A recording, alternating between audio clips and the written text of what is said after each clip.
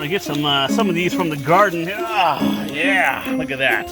Comes with the barcode and everything.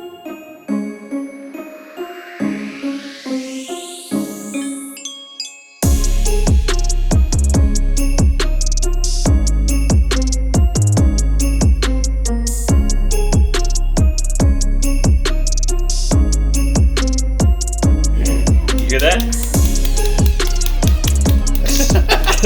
That's the sound of the good.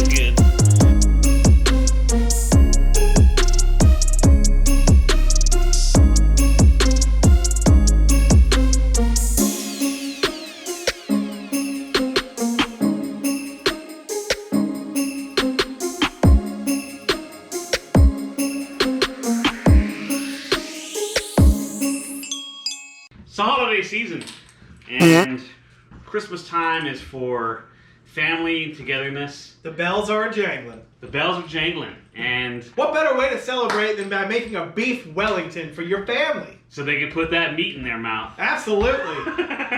God bless us all, everyone. Beef Wellington is traditionally like an English dish. It's popularized by Gordon Ramsey. Yeah. It's a filet mignon steak that's covered in a mushroom pate, then wrapped in prosciutto. And puff pastry. And then it's baked. And it's going to have good meaty juiciness, and it's a very elegant dish that will impress anybody at your party. Yeah, and then you also do like a red wine reduction with that. Yeah. And it's delicious. It's delicious. Yeah. So, Merry Christmas, Happy Holidays. Every hoot out in Whoville is going to want that Wellington, I'll tell you what. The Grinch is going to steal that shit. He's going to steal it. All right.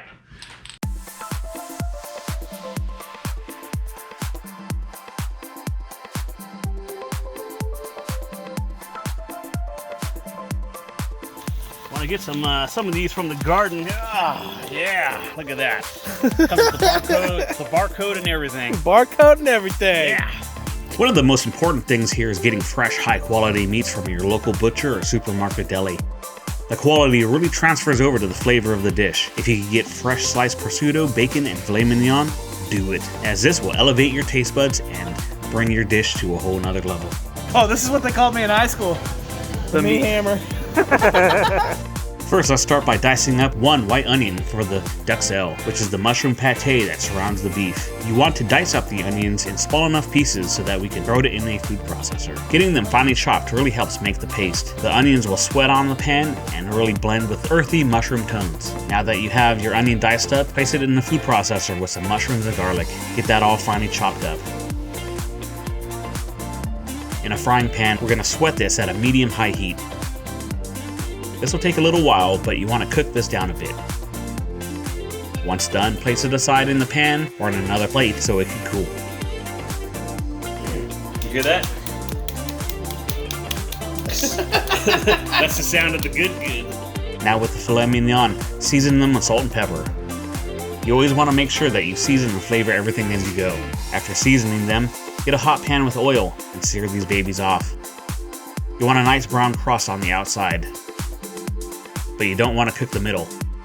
So a really high heat is important here.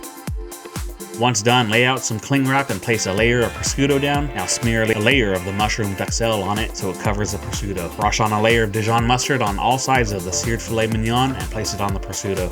The idea here is to wrap the entire filet with the Duxelle and the cured meat, so if you need to, make any adjustments now.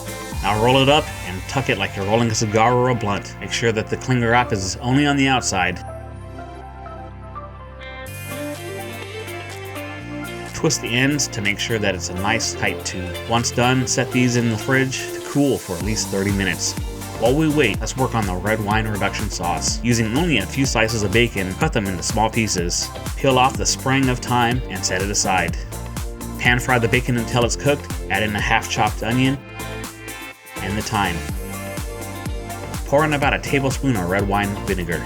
Open up 1 bottle of dry red wine and make sure you take a swig to taste test those grapes. Pour in the whole bottle. Once that comes to a boil, add in a whole carton of beef broth stock. Bring this to a boil and then let it simmer on low heat to reduce. Now let's get back to the Wellington. With cling wrap placed down, unfold your puff pastry and cut it in half to make it about the size of your meat tube. Unwrap the meat and place it on the pastry. You want to fold it over so the ends meet. Cut off any extra pastry as this is unnecessary and will make it too doughy. Once done, seal all the sides and openings by pressing the dough together. Give it a little squeeze to make sure you push out any possible air inside. Now let's wrap this up in the cling wrap again. Prep an egg wash in a bowl, spray your butter up an oven pan, and let's set these Wellingtons down. Give the dough a few cuts on top, that way you will release any air and juices while it's cooking. Egg wash it, and it's ready to go in the oven. You can get creative with the designs on the cuts too. In another bowl, let's strain the red wine reduction and push out any flavor from the onion. Place this back on the stove to simmer and reduce, or you can add a cornstarch slurry to thicken it up quickly. Let's work on a simple, delicious carrot recipe that's both sweet and savory. Cut the ends off the carrots and wash them. In a bowl, pour in balsamic vinegar, olive oil, and some pure maple syrup. You gotta make sure that this is pure Canadian syrup here, because we only use the best, baby. Season with some salt, a dash of pepper, and you can add in some little chili flakes if you want to give it a small bite of heat. Why dirty another utensil? Use one of the carrots and stir this up, and place all the carrots in and coat them. Place them in a baking pan and make sure you coat them with sauce.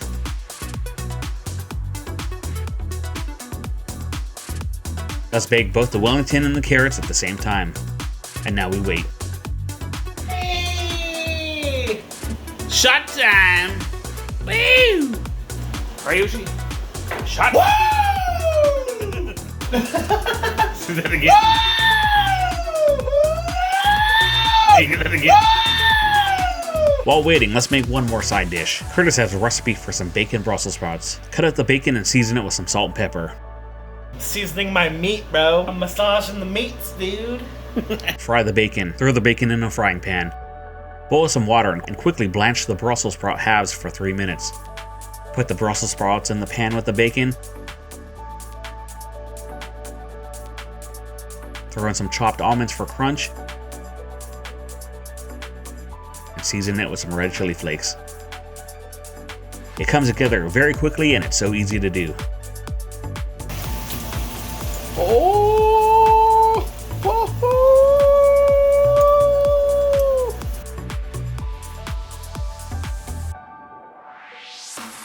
Look at that. Oh my god. Once you let the Wellingtons rest, slice those bad boys up. It should be a nice medium rare and pink in the middle. Filet mignon is a softer texture meat. Oh my god.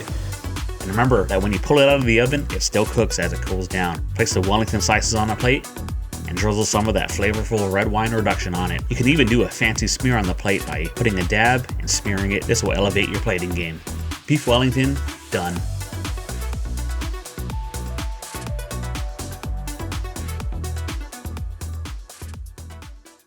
What is that? Is that a plating kit? It is. Wow, that's cool. It's supposed to go like this. You go like this. Let's dig in. Let's do it. All right. Oh man. My favorite thing about the Brussels sprout is that they will absorb anything you put them in. A lot of people get turned off by Brussels sprouts.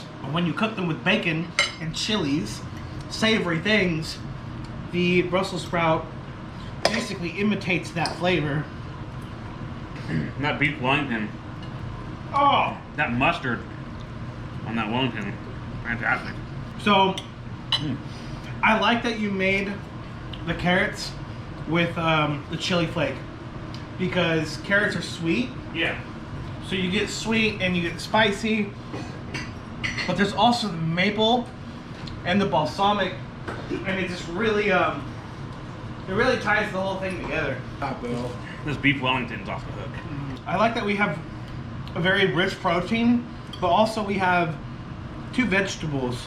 I don't know, man. The spicy carrot has me fucked up. Like, I love it. Like, I love it. When you bite into it, it's almost like a pickled carrot. Mm-hmm. The red wine sauce Yeah. matches the beef Yeah.